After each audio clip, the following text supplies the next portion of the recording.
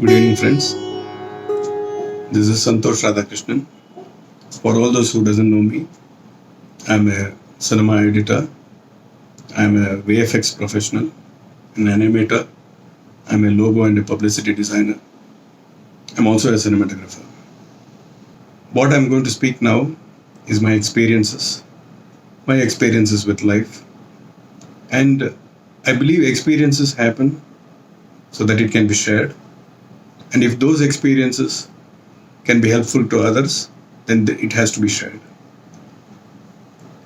So, this time, I was intuited to speak about application of mind, applying the mind. That is, like any tool that we use in day-to-day life, until unless you don't apply it, it won't yield results. In the same way, our mind also is a tool. So, until and unless we don't apply it properly, it won't yield results. And if you do not apply it in the right sense, then it yields wrong results. I think we all know how our mind acts. So, many a times in my life, I've seen this play of the mind, especially when I was this untrained kid. Untrained kid is in the sense, as I have already told that, after a certain shift, I started training myself, I started training my mind to become more disciplined, more focused. I've seen that whenever I have lost or whenever I lose the focus and the discipline of applying the mind properly, things do not happen the way I expect it to. Or rather, things happen in the way that I totally do not expect, which might lead to disappointments and depression. So, I have seen that, when you apply the mind properly, then there is a certain groove that you get into. And that was surprising for me. In fact, when I started doing that. Simple example I will give you. I used to ride before, now I have a car, but before I used to ride a bike. See, when I'm riding or driving, I think a lot. Okay, I think a lot about very minor details. So one day when I was coming in the bike, I was thinking that, just before I stopped the bike and I was putting the stand, how to use minimal time to put the stand and come out, or stop the bike and put the stand and come out. How do you do that? So I was just contemplating on that, and I just applied my mind. I just thought to myself that, now I'm going to put the stand and come out in the most minimalistic time, most apt fashion. So the moment I was almost going to stop, my leg went down to open the stand, and by the time I had applied the brakes, the stand was already open. Okay, the side stand. In a swift way, I got down the bike. My right hand went down to the petrol, knob, to make it switched off, and quite automatically, it went back to the key and switched off the bike and took it off. This happened within, I can say, within 2-3 seconds time. This thing happened. This finished, and it was so automatic. So I was very happy. Okay, this we can do this way. I don't need to go stand and lazily put the stand and come out. I mean, this is a very small thing. I mean, there's nothing important about this. But this was an experiment. So like this, I've done a lot of experiments. Whenever I feel certain things are difficult, I try to apply the mind in such a focus that I get into the nitty-gritties of that issue. I try to break it down to smaller pieces and try to apply there in that small pieces. For example, when my studio was built newly, we had this steel grill. Okay, and the grill the place where the lock has to be put, it was a little cumbersome, that area. There is a gap between the door sill and the grill, and putting this, locking it properly, putting the lock inside that hole and bringing it out, it was a little cumbersome, and only my father was doing it. He was telling, it will be difficult for you, I will do it. So I was just allowing him to do. So one day I thought, why can't I do it? Because there's a little fiddling that happens, before you put that properly. So one day I thought, okay, no, this, I cannot keep asking my father to put that, because he volunteers himself and does it. That's how I became lazy. So I thought, okay, now I'm going to put that properly. I just made up my mind, I am going to put that lock properly. That's it. So I just acted on it and kept a vigil. Quite surprisingly, there's an unseen groove that we get into. In fact, that groove you don't need to be very conscious about, but it happens. So I could see that, easily I could feel the details of that act. The way the lock, the open hook of the lock was getting into that hole in between the, gaps of the sill, and pulling it out slowly and, wriggling. There's no wriggle, but there's a small rotation and pull. And the way I pulled it and I'm locking it. This happened very swift. And in the most apt fashion, it didn't make sounds. Otherwise, there are a lot of sounds, trying to wriggle around here and there. So this used to happen. So this time, it happened just like that. Why it happened is because I applied the mind. Most of us we don't apply the mind properly. Applying. We just assume. We just jump to conclusions. We just get into this adventurous mode. Bandadayare antar gotta, like that. We get into that adventurous mode and try to, fiddle things. That's how things get out of our hands. But if you can apply things properly, if it could be anything, you should apply it. What is application? See, mind is a tool. We have a thought. Okay, we have a thought and we want to do something. But sometimes what happens? We just do it off in a very clumsy and haphazard way. We just assume something and we just think something else is there, and we try to do something and it collapses. That plan doesn't work.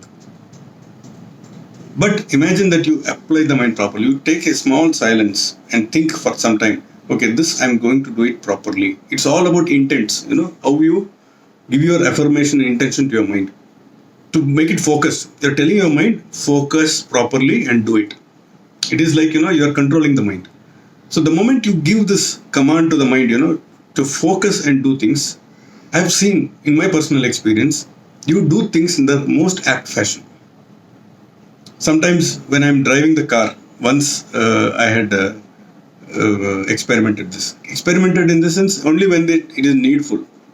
I had to go to one place, somewhere, I think Jayanagar or somewhere, and I had to take the ring road. And that was an evening, it was that peak hour time. And you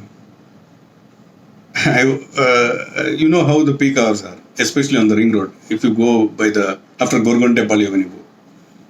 So I was just driving and there was not much time. I had to reach that place quite faster. So as I was driving, there is traffic. Okay. Though not the bumper to bumper traffic, but it was all spaced out only, but there are a lot of vehicles there. I had to dodge. So for some time I was trying to dodge and go, but it was not. Still, there are a lot of vehicles in front of me. I could not go smooth. So I got frustrated. In that frustration, there formed a need for me to apply the mind. Suddenly I thought, okay, now let me tell myself that, I am going to drive faster than what I am driving now, but I'm not going to get stuck in the traffic.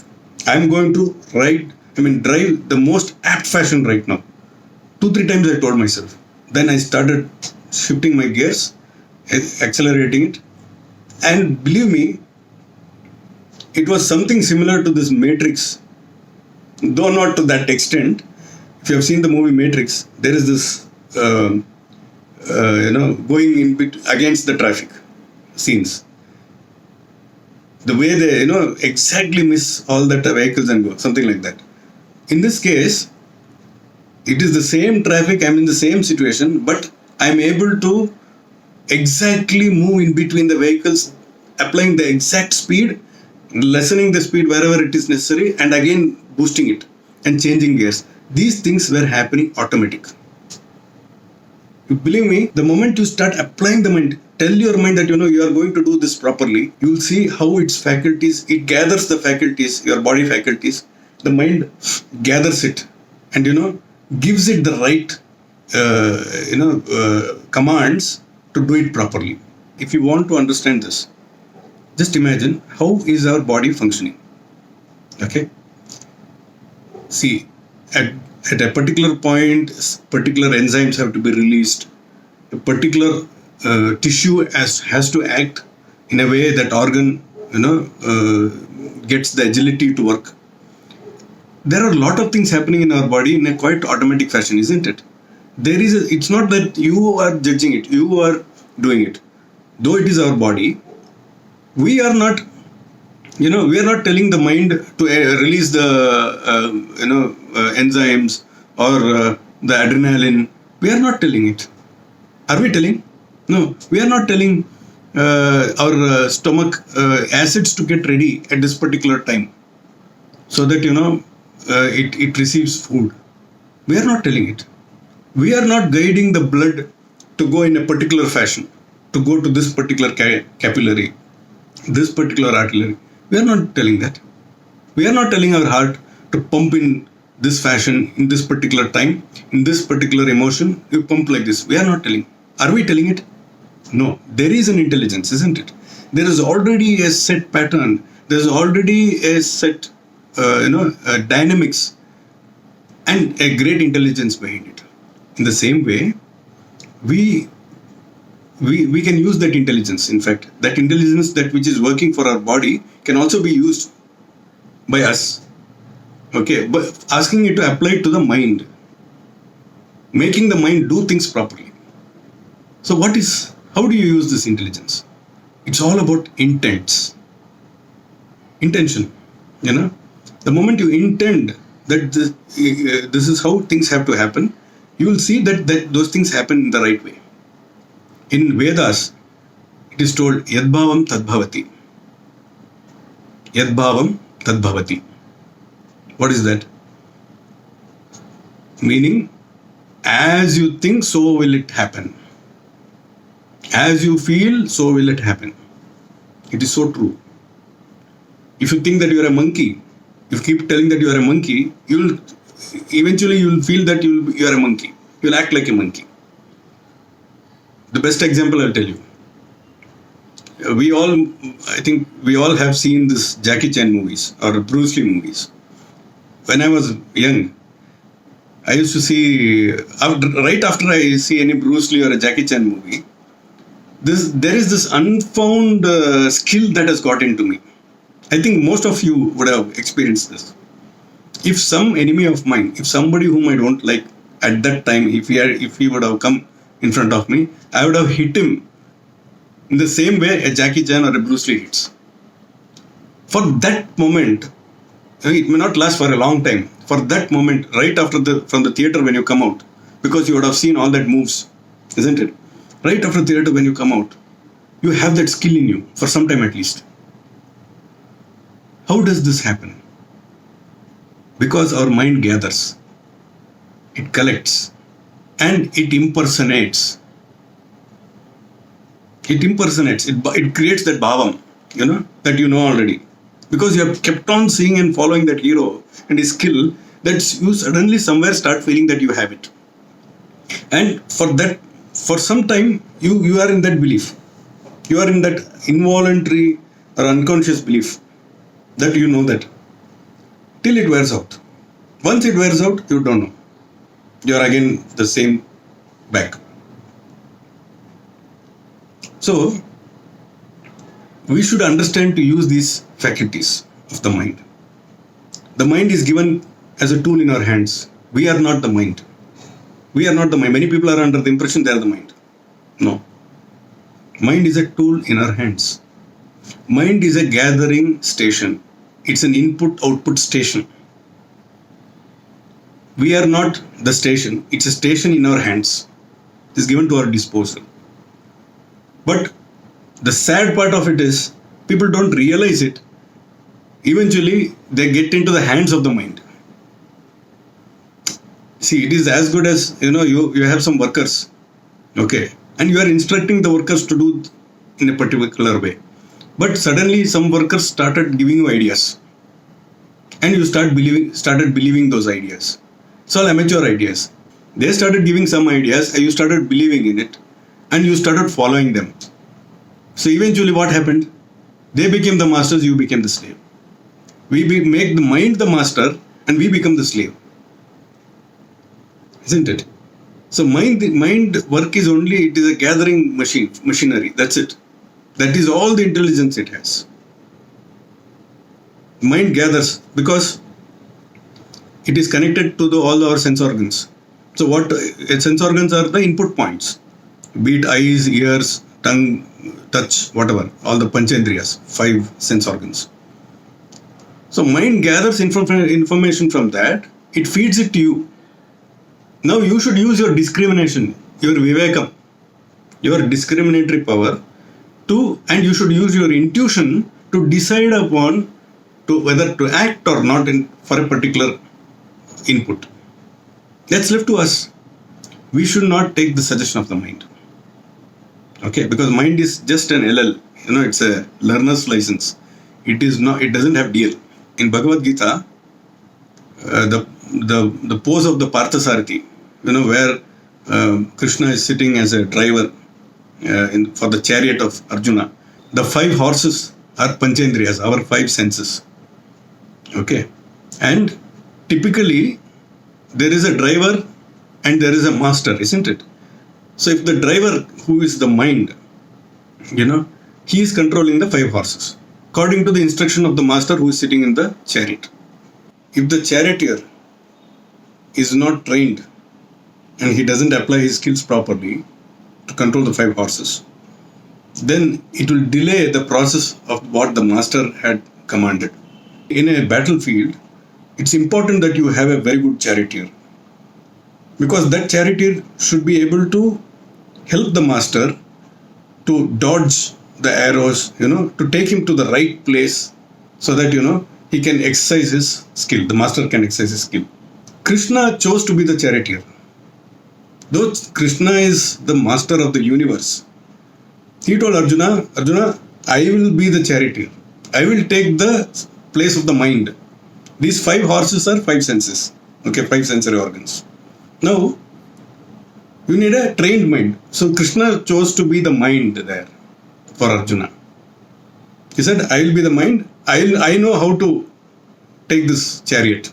Krishna represents the intuition, the higher self. How did Arjuna smartly choose?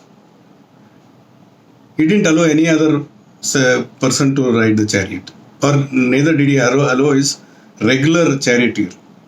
All these kings, they have their own chariots and charioteers, isn't it? So during this battlefield, Arjuna allowed Krishna. He was not adamant in telling them, no, it's okay. You are the master of the universe. How can I make you the charioteer? I have my own charioteer, let him go. He didn't tell that. He just abided by Krishna's command. Because Krishna represents intuition. If you allow the intuition to guide your senses, then things happen in the right fashion. That is why it is very important to be intuitive in life. Allow the intuition to act. If you allow your mind, which is the regular driver, I am telling, like Arjuna's regular driver, who may not be competent enough to be used in the battlefield. Our minds are also like that. It is LL. It doesn't know anything properly. It gathers, but it doesn't know how much to gather and what to gather. It doesn't know that. It gathers all kind of information. It fancies all kind of stuff, but there is no proper categorization. There is no proper group that mind thinks it has to take only this, that it doesn't know. Who will make it know? Only the intuition alone can make it understand, okay, this is what you have to take, this is not, this you leave, this you take, this you leave, this you take. It can do that. In the same way, it applies even today. We are all always in a battlefield, isn't it? This life itself is nothing less than a battlefield. I guess you, my friends, should be knowing it well. Day in and day out, we have to transact. We need to meet people, or we need to speak to people. We need to make some sense of the situation, and we should also make others make sense of our situation. So there are a lot of things. You cannot be idle. You cannot be still, isn't it? You have something called as responsibilities, duties, responsibilities. And only if you perform certain actions, only will you get some money or some food. And you are expected to act in a certain way with others. So there are a lot of things. There are a lot of transactions, isn't it? So it's easy to go awry in this melee of deciding on what to do, how to be, what to speak, what not to speak, to whom am I speaking, what am I speaking, how authentic is my transaction, how genuine it is. So for all these things, you need a very strong mind to guide you, to help you, isn't it? So this mind being a input-output station, it gathers all kind of information. An untrained mind, I'm telling, an untrained mind is like an untrained charioteer. It doesn't know how to go, how to use the sense, how to pull the leash of the particular horse. All the 5 horses have to be controlled, with the leashes. A trained mind knows how to do it. An untrained mind, he tries to go by what this horse says. This horse will tell, let's have all this unhealthy food. Okay, one horse says. Okay, another horse says, come, let's see this particular movie, it's so sleazy. Okay, so each horse might tell one or the other thing, and the mind is going behind all these things. End of the day, it will affect the body and the master. So the mind has to be trained first. First you have to train the mind, then allow it to go on to the battlefield. How do you train it? By making it focused. This is what I have learned through my life experiences. Okay, by making it focused, I've seen how magic happen, how things become eventful, positively eventful, how certain ideas come at the right opportune time, and I am able to act properly. And I have also seen the offside. I have also seen that whenever I have not applied the mind, whenever I have not made the mind focused, I've seen how things go awry also, how things go off the track. I've seen that also. That also happens. But over the period of years, the number of wrongs that happen from me is lesser in proportion to the number of rights that happen. And all thanks to my intuition, my higher self, which has trained me to control the mind. More on this, I'll speak in the next episode, whenever I feel intuited. For now, thank you. God bless.